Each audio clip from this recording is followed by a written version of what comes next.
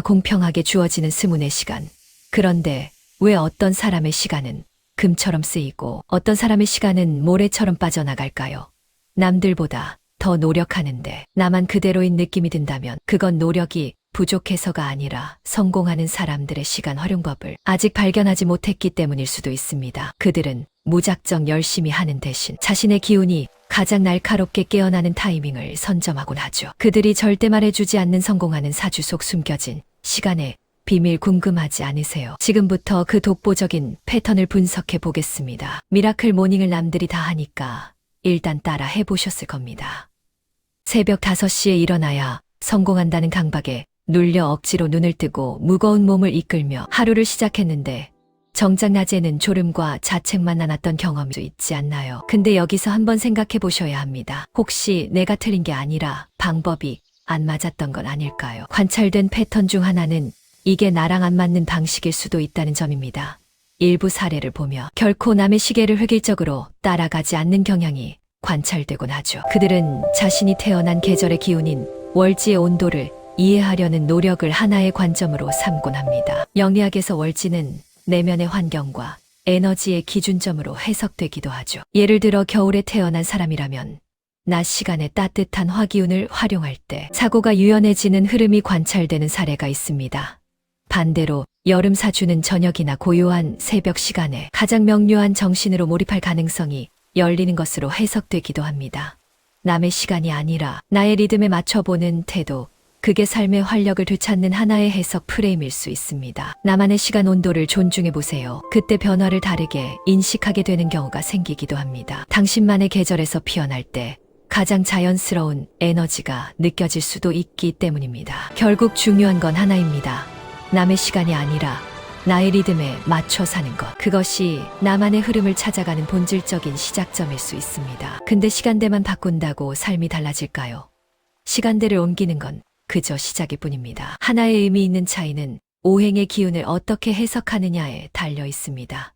무심코 지나치기 쉬운 이 미묘한 타이밍의 차이가 어떤 흐름을 만드는지 지금 확인해 보시죠. 집중력이 다르게 느껴지는 타이밍은 오행의 기운에 따라 다르게 해석되는 경향이 있습니다. 일부 사례를 보면 자신의 에너지가 언제 가장 효율적인지 이해하려 노력했다는 점이 관찰되곤 합니다. 정리하면 이렇습니다. 시작은 새벽녘이 좋습니다.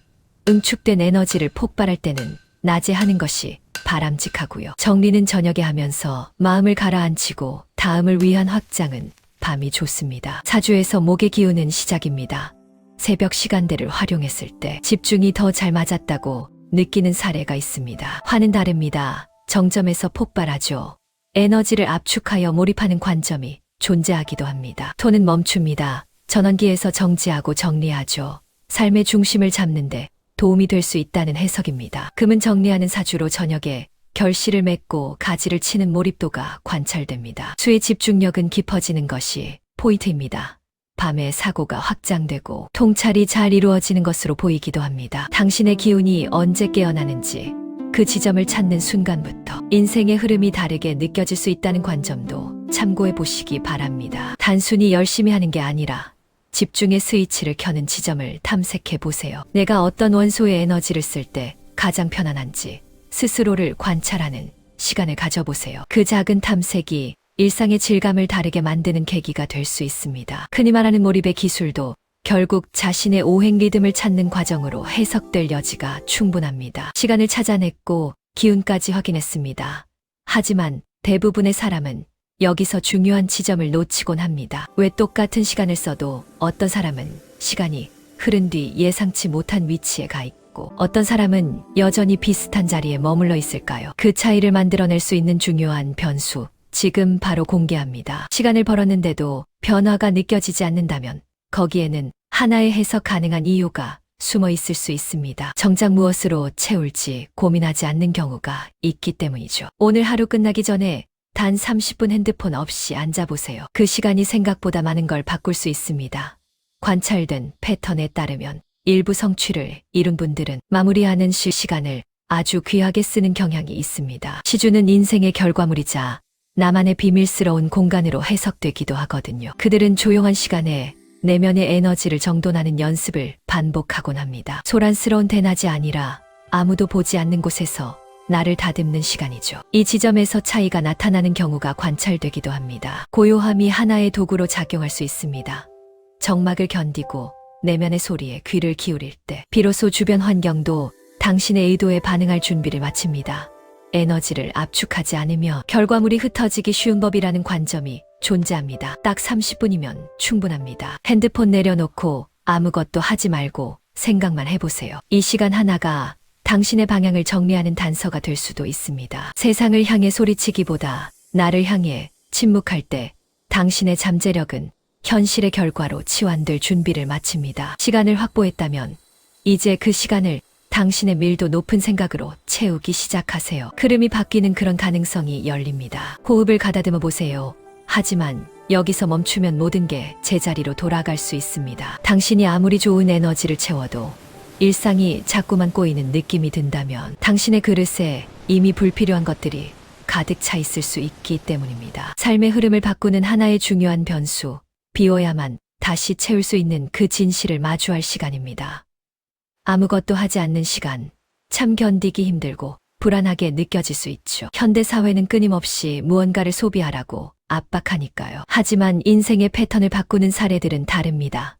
명리학에는 공망이라는 개념이 있죠. 비어있는 게 아니라 채워지기 직전 상태로 해석해 볼 수 있습니다. 새로운 기운을 받아들일 유연한 그릇이 준비되었다는 해석입니다. 일부 사례에서는 이 비워진 시간을 도망치지 않고 정면으로 마주하곤 합니다. 꽉 찬 컵에는 새로운 물을 담을 수 없기 때문이죠. 불안하게 느껴질 수는 있지만 오히려 하나의 기회로 해석해 볼 수도 있습니다. 공백의 무게를 묵묵히 견뎌내는 일, 그것이 당신의 흐름을 새롭게 정돈하는 정화의 시간이 될 수도 있습니다. 비워야 진짜 방향이 잡히고 조화로운 균형을 찾는 변화가 느껴질 수 있습니다. 공망의 시기라고 해서 초조해할 이유는 적습니다. 그 안에서 나를 채울 준비를 하는 것이 현명한 처사일 수 있습니다. 텅 빈 방 안에서 느끼는 그 묘한 해방감을 기억하세요. 그것이 당신의 흐름을 새롭게 정돈하는 에너지가 될 수도 있습니다. 비워야 비로소 삶의 진짜 방향이 잡히고 조화로운 균형을 찾는 그런 신호가 보이기 시작할 겁니다. 이제 마지막입니다.